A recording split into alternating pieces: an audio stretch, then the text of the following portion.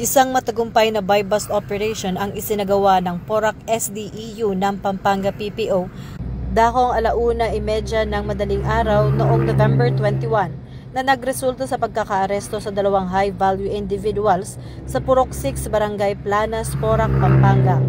Ang operasyon ay bahagi ng patuloy na kampanya ng pulisya laban sa iligal na droga. Nakumpiska mula sa mga sospek ang humigit kumulang 60 gramo ng suspected shabu.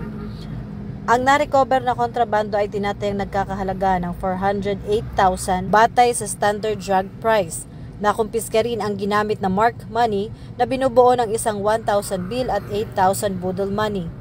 Pinuri ni Police Brigadier General Ponce Rogelio I. Peñones Jr., ang Regional Director ng Pro-3.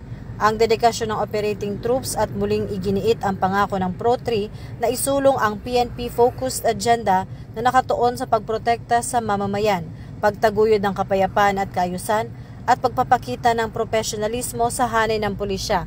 Dahil ito ang bagong PNP para sa bagong Pilipinas, serbisyong mabilis, tapat at nararamdaman.